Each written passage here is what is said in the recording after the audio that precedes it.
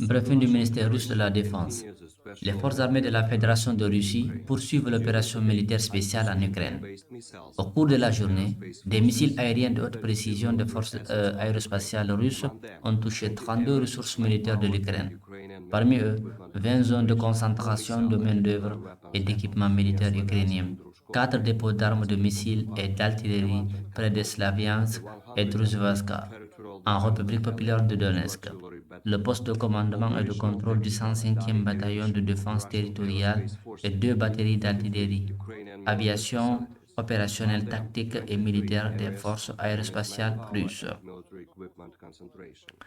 ont frappé 33 installations militaires ukrainiennes, parmi eux 23 zones de concentration d'effectifs et d'équipements militaires ennemis, jusqu'à 200 nationalistes ainsi que plus de 40 véhicules blindés, supports d'artillerie et voitures ont été détruits.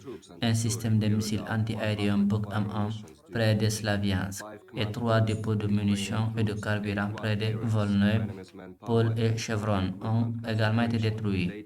Les troupes de missiles et l'artillerie ont effectué 100 missions de tir pendant la journée, 5 postes de commandement des troupes ukrainiennes, 81 zones de concentration de la main-d'œuvre et de l'équipement militaire de l'ennemi et 8 des batteries d'artillerie sont touchées.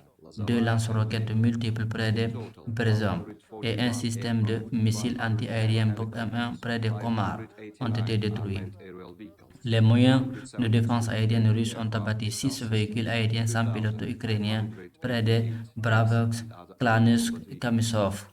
Au total, 141 avions et 110 hélicoptères, 589 véhicules aériens sans pilote, 272 systèmes de missiles antiaériens, 2588 chars et autres véhicules de combat blindés, 292 systèmes de lance-roquettes multiples, 1124 pièces d'artillerie et mortiers de campagne, ainsi que 2403 unités de véhicules militaires spéciaux des forces armées ukrainiennes ont été détruites au cours de l'opération.